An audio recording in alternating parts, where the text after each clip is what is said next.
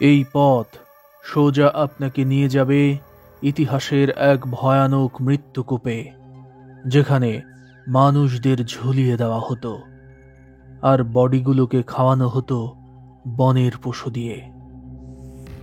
জীবন্ত মানুষকেও পশুর সামনে দেওয়ার সকল বন্দোবস্ত আছে এই পুরনো দালানে। এই যে লোহার খাঁচা দিয়ে ঢেকে রাখা যে জায়গাটি দেখতে পাচ্ছেন, এটাই এখানকার সুড়ঙ্গ মুখ। রয়েছে ভয়ঙ্কর বন্দিশালাও। চারপাশের সবকিছুই ধ্বংস হয়ে গেছে, কিন্তু আজও টিকে আছে ৬০০ বছর আগের তৈরি একটি মসজিদ এবং সেখানে লেখা আল্লাহু। হ্যাঁ দর্শক, ভারতের মধ্যপ্রদেশের সাতপুরা পর্বতমালার উপরে দাঁড়িয়ে থাকা এক পাহাড় চূড়ার পরতে পরতে লুকিয়ে আছে এমনই সব লৌমহর্ষক ঘটনা, যার সাক্ষী হতে আপনাকে যেতে হবে ৭০ তলা ঘরের সমান উঁচু এক ভয়ানক দুর্গে। তবে সেখানে যাওয়া মোটেও সহজ কথা নয়। হ্যাঁ দর্শক, বেঙ্গল ডিসকভারির পর্দায় আজ আপনি দেখতে চলেছেন ইতিহাসের এমন এক ভয়ানক দুর্গ, যেখানে যেতে হলে আপনার মৃত্যু ঝুঁকিও রয়েছে। বলছি ভারতবর্ষের অজেয় দুর্গ আশিরগড়ের কথা। দুর্গটি এতটাই দুর্গম এক খাড়া পাহাড় চূড়ায় অবস্থিত যে এখানে যেতে এখনো মানুষের বুক কেঁপে ওঠে। পাহাড়ের গা ঘেঁষে চলে যাওয়া এই পথ ধরে আপনি যখন ওপরের দিকে উঠতে থাকবেন, তখন অবশ্যই আপনাকে অতিরিক্ত সাবধানতা অবলম্বন করতেই হবে। মাটি থেকে এই পাহাড়ের উচ্চতা প্রায় ৭০ তলা ঘরের সমান উঁচু, আর সমুদ্রপৃষ্ঠ থেকে এর উচ্চতা ১৯১ তলা ঘরের সমান। চিকন এই পথ ধরে যত এগিয়ে যেতে থাকবেন, ততই আপনার আত্মা শুকিয়ে যেতে থাকবে। আপনি যদি গাড়ি নিয়ে অতিরিক্ত ধীরে ধীরে যান, তাহলে আপনার গাড়ির ইঞ্জিন বন্ধ হয়ে যেতে পারে। আবার একটু জোরে গেলেই ব্রেক ফেল হয়ে সোজা গিয়ে পড়ে যেতে পারেন এখান থেকে একেবারে নিচে।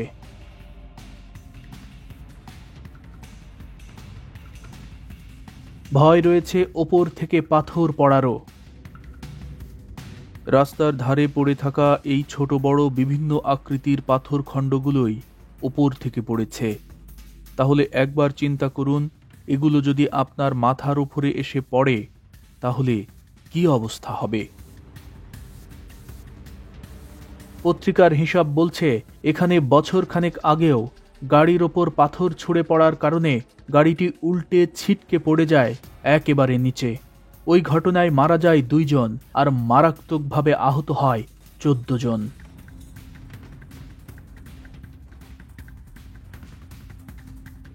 পথটি শুধু দুর্গমই নয়, বরং জায়গাটি বেশ নির্জনও বটে। এখানে একা একা যাওয়া কোনোভাবেই উচিত নয়। বিশেষ করে আপনার সঙ্গে যদি মা, বোন কিংবা স্ত্রী লোক থাকে, তাহলে অবশ্যই দলগতভাবে যাওয়াই বুদ্ধিমানের কাজ হবে। প্রয়োজনে নিচে দাঁড়িয়ে অপেক্ষা করতে হবে আরও পর্যটকদের জন্য।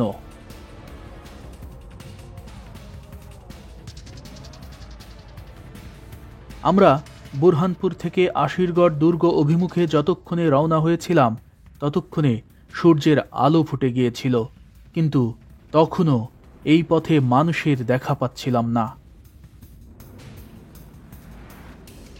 রাস্তাটি এতটাই ফাঁকা যে আশেপাশে কোনো ঘরবাড়িও দেখা যাচ্ছিল না খুব একটা। তবে কালে ভদ্রে যখন কিছু চলন্ত গাড়ির দেখা পাচ্ছিলাম, কেবল তখনই শরীরে যেন প্রাণ ফিরে পাচ্ছিলাম।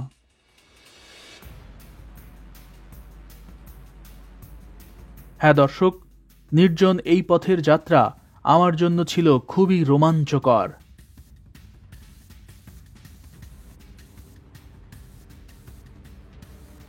দূরে যে পাহাড় চূড়াটি দেখতে পাচ্ছেন, সেখানেই যাব আমরা। তবে সেই চূড়াটি দেখার পর আপনার কাছে যতটা কাছের মনে হচ্ছে, পাহাড় চূড়াটি কিন্তু ততটা কাছে নয়।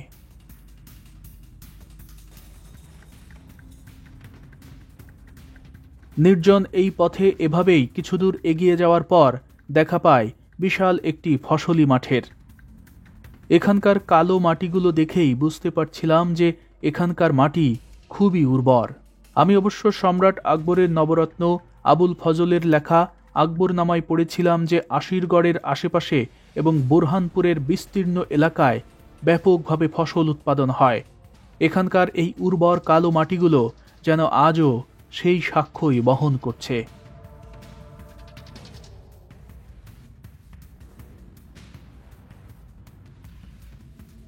আর একটু সামনে এগিয়ে যেতেই আমরা দেখা পাই ছোট্ট একটি বাজারের।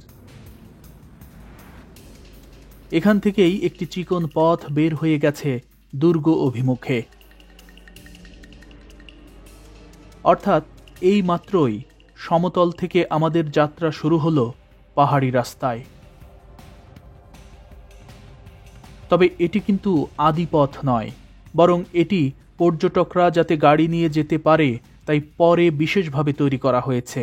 অর্থাৎ এই পথে রাজা বাদশারা চলাচল করতেন না, তাদের চলাচলের জন্য ছিল আলাদা পথ।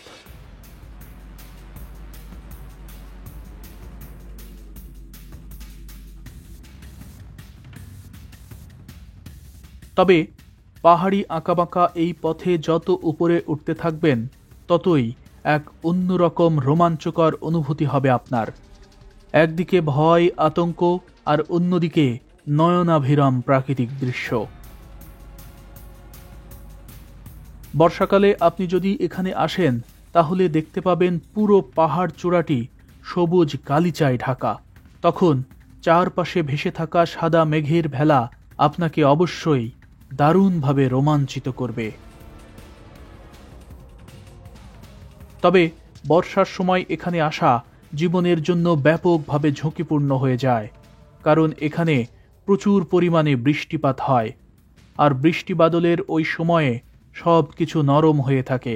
ফলে এখানে যেমন ভূমিধসের নজির রয়েছে, তেমনি তখন ওপর থেকে খুব সহজেই মাঝে মধ্যেই পাথর খণ্ড খসে পড়ে।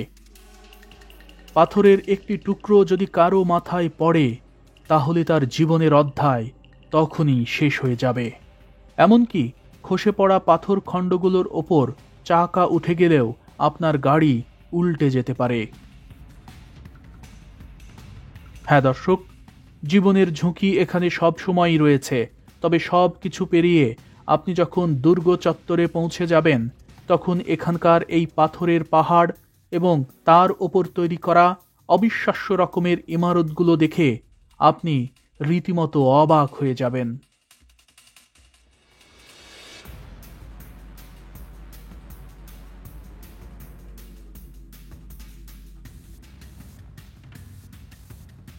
দর্শক, এখানে এই যে গেটটি দেখতে পাচ্ছেন, এটাই এখানকার প্রধান প্রবেশদ্বার। হাতের ডান দিকে খেয়াল করুন, ধ্বংসপ্রাপ্ত কিছু সিঁড়ি দেখা যাচ্ছে।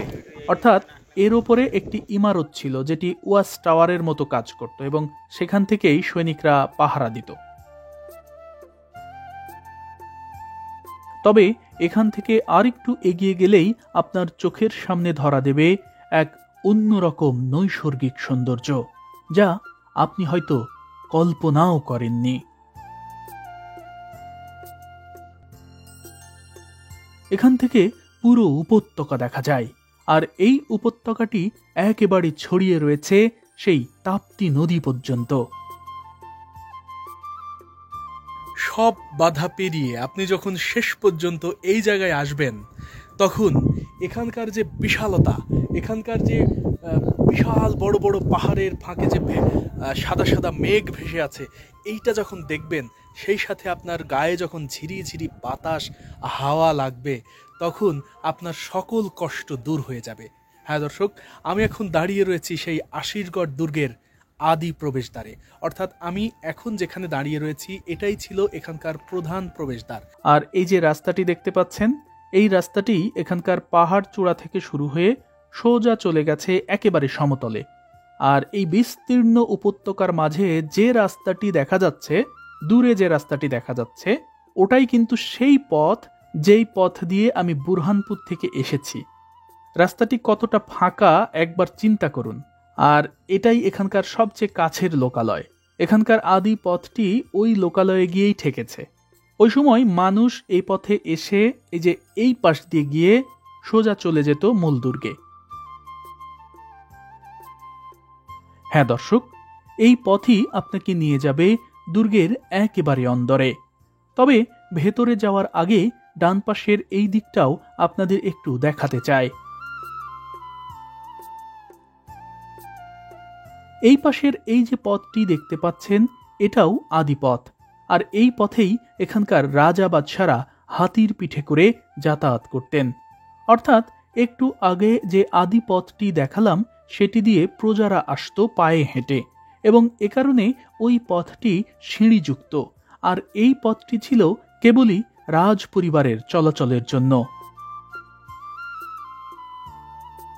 এই রাস্তা দিয়ে যখন আমি হাঁটছি তখন বারবারই মনে হচ্ছে যে এই রাস্তা দিয়ে একসময় সৈনিকরা ঘোড়ার পিঠে চড়ে টহল দিয়েছে, নিরাপত্তা নিশ্চিত করেছে। অথচ আজকে এখানে কিছুই নেই, সব পড়ে আছে। এবং মানে খুব এই বিষয়গুলো মনে পড়ছে যে আজকে সেই রাস্তা ধরে আমি হাঁটছি, এবং কেন আমি এখানে এসেছি এটাও বলার কেউ নেই। অথচ ওই সময় যদি এই রাজপ্রাসাদে আমি আসতাম, তাহলে আমাকে থামিয়ে দেওয়া হতো, বলা হতো কার কাছে এসেছেন, কি দরকার, ইত্যাদি ইত্যাদি। তবে এখানে অবাধে বা সহজে যাতায়াতের কোনো পথই ছিল না। অর্থাৎ একসাথে একটি ঘোড়া বা হাতির দল নিয়ে কোনো সৈন্যবাহিনী এখানে আসবে, তার কোনো ব্যবস্থা এখানে ছিল না। ফলে এই দুর্গটি যুদ্ধ করে জয় করার ব্যাপারটি ছিল অসম্ভব। তবে এখন এখানে গাড়ি চলাচলের জন্য নতুন করে আলাদা রাস্তা তৈরির পর আদি এই পথটি বন্ধ করে দেওয়া হয়েছে।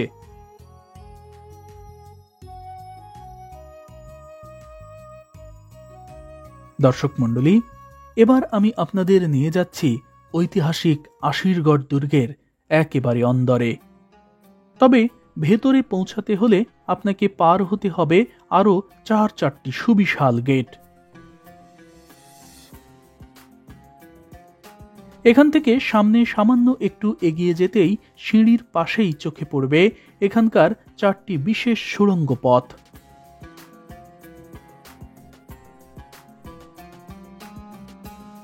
এই সিঁড়িতে ওঠার মুখেই আপনারা এই যে লোহার খাঁচা দিয়ে বন্দি যে বিষয়টি দেখতে পাচ্ছেন, এটি কিন্তু সুড়ঙ্গ।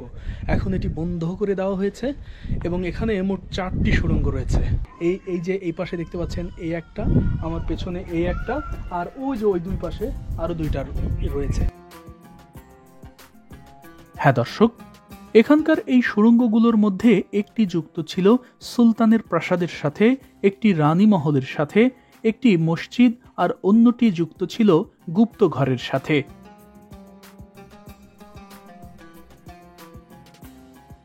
সমতল থেকে এতটা উপরে উঠে আসার পরও আপনাকে মূল প্রাসাদ পর্যন্ত যেতে হলে এখনো যেতে হবে অন্তত 10 তলা ঘরের সমান উঁচুতে, আর পার হতে হবে একের পর এক বেশ কয়েকটি শক্তিশালী প্রবেশদ্বার।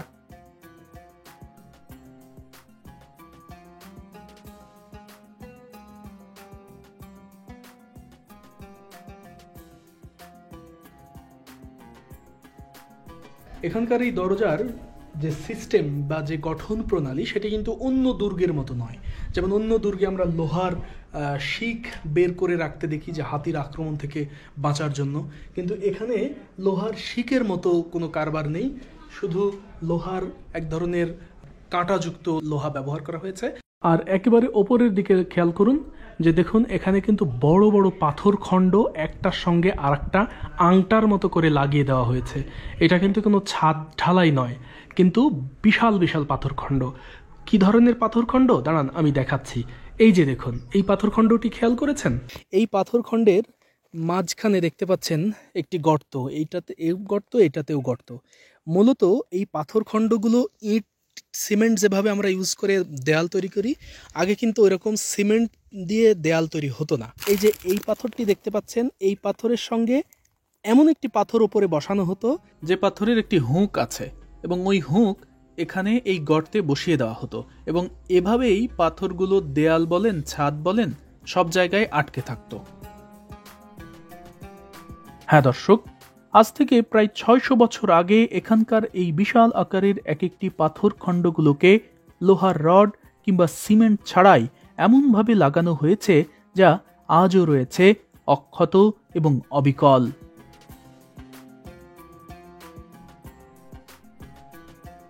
দর্শক, এখানকার এই সিঁড়ি পথটি ভালো করে খেয়াল করুন। পথটি কিন্তু খুব বেশি প্রশস্ত নয়। দুজন মানুষ এখন সাধারণত অনায়াসে যাতায়াত করতে পারে, কিন্তু যুদ্ধের পোশাক পরিহিত সৈন্য কোনোভাবেই দুজন একসাথে আসতে পারবে না।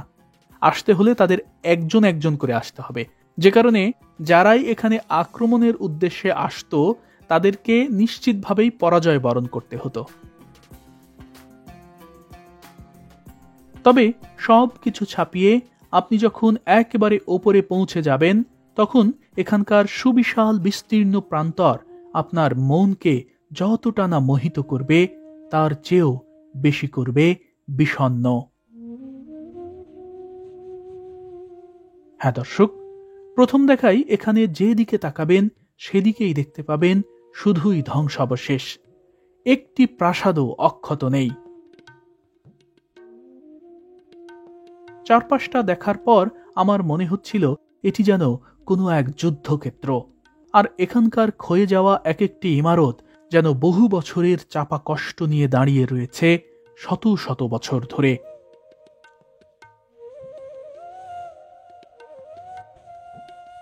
দর্শক দেখুন, এটাই কিন্তু সেই সুড়ঙ্গ যেটা শুরুতে দেখিয়েছিলাম। বলেছিলাম না যে সুড়ঙ্গের মুখ একটি রানী মহলের সাথে যুক্ত, বা একটি মসজিদের বা একটি বাদশার প্রাসাদে গেছে। দেখুন, এটাই কিন্তু সেই পথ যেটি মাটির নিচের প্রাসাদের সাথে যুক্ত। অর্থাৎ এখানে ওপরের পাশাপাশি মাটির নিচেও প্রাসাদ রয়েছে, কিন্তু আফসোস মাটির নিচের প্রাসাদগুলোয় যাওয়ার অনুমতি নেই। তবে আমি পুরো বিষয়টি বুঝিয়ে দিচ্ছি। এই যে দেখুন, এটা রানীমহল, আর এই পথটাই মাটির নিচের প্রাসাদে যাওয়ার পথ, এবং মাটির নিচের ওই প্রাসাদের সাথেই সুড়ঙ্গ যুক্ত রয়েছে। আর এই পাশটাও দেখুন, দূরের ওটা প্যারেড গ্রাউন্ড, যেখানে সৈন্যদের অবস্থান থাকত। আর এই পাশের প্রাসাদগুলোর এই অংশেও মাটির নিচে কিছু কক্ষ রয়েছে, এবং মাটির নিচের কক্ষগুলোই আলো বাতাস যাওয়ার জন্য এই ধারের দেয়াল জুড়ে এইরকম ভাবে ছিদ্র রাখা হতো। এমনকি উপরের এই ইমারতটি দেখুন, এখানেও কিন্তু পাহাড়ের গা ঘেঁষে থাকা দেয়ালে ছিদ্র রাখা হয়েছে, এবং এই ছিদ্র দিয়েও দারুণভাবে বাতাস আসছে। মাটির নিচের কক্ষগুলোতেও কিন্তু এভাবেই বাতাস আসত। উইকিপিডিয়ার তথ্য বলছে আশা আহির নামের এক রাখাল এই দুর্গটি নির্মাণ করেন, এবং আশা আহির নাম থেকেই আশিরগড় নামের উৎপত্তি।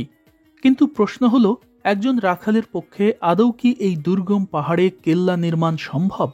একজন রাখালের কেল্লারই বা কি প্রয়োজন? আসলে এই বিষয়টির কোনো দালিলিক প্রমাণ নেই। তবে ইতিহাসবিদরা মনে করে ফার্সি শব্দ অশির অর্থ পাহাড়, আর পাহাড়ের ওপরে নির্মিত দুর্গগুলোকে বলা হয় গড়। আর এই অশির এবং গড় মিলেই এই দুর্গের নাম হয়েছে অশিরগড়। আর এই দুর্গটি সর্বপ্রথম দখল করেন ফারুকি রাজবংশের দ্বিতীয় শাসক সুলতান নাসির খান ফারুকি। তবে তার ওই দখল অভিযান নিয়ে ইতিহাসে একটি গল্প প্রচলিত আছে। বলা হয়ে থাকে ওই সময় এখানে এক রাজা বাস করত। নাসির খান ফারুকি খুব ভালো করেই জানতেন যে অশিরগড় দুর্গ কোনোভাবেই যুদ্ধ করে জয় করা সম্ভব নয়, তাই তিনি একটি কৌশল করেছিলেন। এখানকার রাজার কাছে বার্তাবাহকের মাধ্যমে জানান তিনি খুব বিপদের মধ্যে আছেন, তার পরিবারের নারী সদস্যদের নিরাপত্তা প্রয়োজন। এই দুর্গে যদি নারীরা আশ্রয় পেত তাহলে তার খুব উপকার হতো। এরপর এখানকার রাজা রাজি হলে নাসির খান ফারুকি 500টি পালকিতে করে নারীদের পরিবর্তে পাঠান প্রশিক্ষিত সৈন্য, যারা এই দুর্গে পৌঁছা মাত্র আক্রমণ চালিয়ে পুরো দুর্গ দখল করে নেয়। দর্শক মণ্ডলী, প্রচলিত এই গল্পের কোনো দালিলিক সত্যতা নেই। তবে স্থানীয়দের কাছ থেকে আমি যেটি জেনেছি সেটি হলো, এই অঞ্চলে গবাদি পশু পালনকারী জনগোষ্ঠীকে বলা হয় আহির। ওই সময় আশিরগড় দুর্গের আশপাশ পুরোটাই ঘন জঙ্গলে ঠাসা ছিল। এখনও এখানে জঙ্গল রয়েছে। আহিররা তখন নিজেদের গবাদি পশু বাঘের আক্রমণ থেকে রক্ষার জন্য এই পাহাড়ের ওপর বাস করা শুরু করে। আর পাহাড়ের ওপর প্রায় 100 বিঘারও বেশি জায়গা রয়েছে। আহিররা এখানেই গবাদি পশু চড়াতো এবং এখানেই থাকত, এবং একসময় তারা এখানে বাড়িও নির্মাণ করে। আর মানুষ ওই বাড়িটিকেই প্রাচীন দুর্গ মনে করে। আসলে এদিকে ওই সময় ইট ছিল না, পাথর দিয়েই বাড়ি করতে হতো। যেমন এখনো রাজস্থানের দিকে মানুষ পাথর দিয়েই বাড়ি করে। আশা আহির ছিল ওখানকার আহিরদের সর্দার। সুলতান নাসির খান ফারুকি তার কাছ থেকেই এই দুর্গটি দখল করে। তবে অনেকেই মনে করে এখানে হিন্দু রাজার বাস ছিল, কিন্তু এখানে যদি কোনো হিন্দু রাজা বাস করত তাহলে নিশ্চয়ই এখানে আদি আমলের প্রাসাদ, মন্দির বা আদি স্থাপত্য নকশার কোনো না কোনো ইমারত থাকতই, যেমনটা রাজপুত রাজাদের দুর্গগুলোতে গেলে আজও দেখতে পাওয়া যায়। রাজপুতদের দুর্গে হাজার বছরের পুরনো মন্দিরও দেখা যায়, কিন্তু এখানে কিছুই নেই। এখানে যে মন্দিরটি আছে সেটা 18 শতকে মারাঠারা তৈরি করেছিল। তবে সে যাই হোক, নাসির খান ফারুকির হাত ধরেই আশিরগড় দুর্গে ফারুকি রাজবংশের পত্তন হয় এবং তারা টানা 200 বছরেরও বেশি সময় ধরে এখান থেকেই সাম্রাজ্য পরিচালনা করে। মূলত এই সময়টাতেই আশিরগড় দুর্গে ব্যাপকভাবে অবকাঠামো নির্মাণ এবং সংস্কার কাজ পরিচালিত হয়। ফারুকি রাজবংশের শাসকরা এখানে যে কয়টি ইমারত তৈরি করেছেন সেগুলোরই একটি এই মসজিদ। এখানকার সব কিছু ধ্বংস হয়ে গেলেও দুটি মিনার সহ প্রায় পুরো মসজিদই রয়েছে অবিকল, অক্ষত।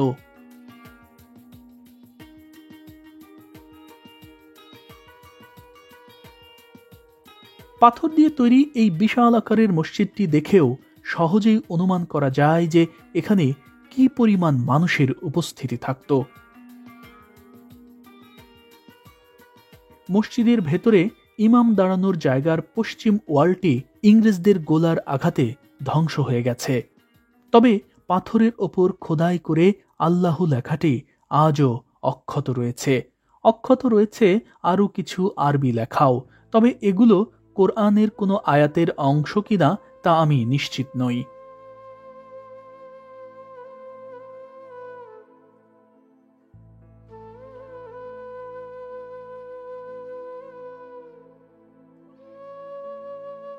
দর্শক, দ্বিতীয় কাতারের এই জায়গাটি উঁচু, খেয়াল করেছেন? আসলে এখানে একটি সিংহাসন বসানো ছিল যেখানে বসে বিচার সালিশ করা হতো। অর্থাৎ ফারুকি সাম্রাজ্যের ওই সময় এই অঞ্চলে যে মসজিদ ভিত্তিক বিচার সালিশ করা হতো এটা সেই সাক্ষ্যই বহন করছে। এখানে কিন্তু দেওয়ানি আম নেই, মানে আম জনতার সাথে সাক্ষাতের যে জায়গা সেটি কিন্তু এখানে নেই। অর্থাৎ সুলতান তার প্রজাদের সাথে সাক্ষাৎ, অভিযোগ, অনুযোগ, বিচার সবকিছুই করতেন এই মসজিদে বসেই। তবে এই বিশাল আকারের বাদশাহী মসজিদে শুধু জুমার নামাজই নয়, বরং অনুষ্ঠিত হতো ঈদের নামাজও। আর এই মসজিদে নামাজ আদায় করেছেন ফারুকি রাজবংশের শাসক থেকে শুরু করে মুঘল বাদশারাও। এমনকি সম্রাট আকবর যখন 1601 সালে এই দুর্গ দখল করেন তখন তিনি এখানে 4 দিন ছিলেন, আর তার ওই অভিযানের প্রধান সেনাপতি ছিলেন আব্দুর রহিম খান-ই খানান। সম্রাট আকবর দুর্গটি দখলের পর ছেলে শাহজাদা দানিয়াল মির্জাকে এখানকার গভর্নর নিযুক্ত করেন। শুধু তাই নয়, এই আশিরগড় দুর্গ বহু ইতিহাসের সাক্ষী। এখানে পা পড়েছে সম্রাট জাহাঙ্গীর, শাহজাহান, আওরঙ্গজেব সবার। এমনকি শাহজাহান যখন তার পিতা জাহাঙ্গীরের বিরুদ্ধে বিদ্রোহ করেছিলেন তখন মমতাজকে সঙ্গে নিয়ে এই দুর্গেই আশ্রয় নিয়েছিলেন এবং এক পর্যায়ে বেশ কিছুদিনের জন্য এই দুর্গেই তিনি মমতাজকে রেখেও গিয়েছিলেন।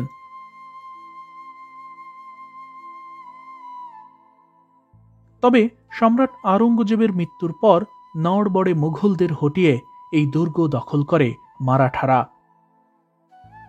এরপর 1819 সালে তৃতীয় ইঙ্গো মারাঠা যুদ্ধের সময় এই আশিরগড় দুর্গটি চলে যায় ব্রিটিশ ইস্ট ইন্ডিয়া কোম্পানির দখলে। ব্রিটিশরা যখন এই দুর্গটি দখল করে তখন তারা এখানে কামান থেকে ব্যাপকভাবে গোলাবর্ষণ করে। ব্রিটিশদের ওই হামলায় প্রায় 1200 মারাঠা সৈন্য নিহত হয়। 1819 সালের 9 এপ্রিল ব্রিটিশরা এখানে মারাঠাদের রক্ত দিয়ে রীতিমতো হোলি খেলেছিল। আজ এখানে এই যে ধ্বংসপ্রাপ্ত ইমারতগুলো দেখা যায় তার সবই ধ্বংস হয়েছে ব্রিটিশদের ছোড়া কামানের গোলার আঘাতে। ইংরেজরা শুধু দুর্গই নয়, বরং পাশের শহরও দখল করে নেয় এবং পরবর্তী 128 বছর তারা এখানে সেনাঘাঁটি তৈরি করে অবস্থান নেয় আর নিরীহ মানুষদের উপর চালাতে থাকে অত্যাচার। ব্রিটিশরা এই দুর্গটি দখলে নিয়ে এখানে জেলখানা, ফাঁসির ঘর সহ এমন কিছু লোমহর্ষক ঘটনা ঘটিয়েছিল যা শুনলে আজও গায়ে কাঁটা দিয়ে ওঠে।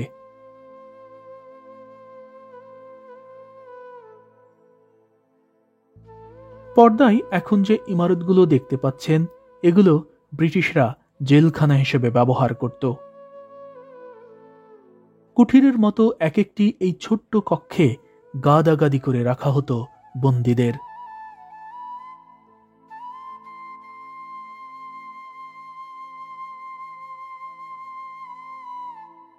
এই যে মন্দিরটি দেখতে পাচ্ছেন, এটাই মারাঠারা তৈরি করেছিল। এর পাশেই রয়েছে ভয়ানক ফাঁসিঘর। তবে আমি যেদিন জায়গাটি পরিদর্শন করি সেদিন এখানে কিছু সংস্কার কাজ চলছিল, তাই কর্তৃপক্ষ আমাকে ভিডিও করার অনুমতি দেয়নি। তবে কিছু ছবি সংগ্রহ করতে পেরেছি।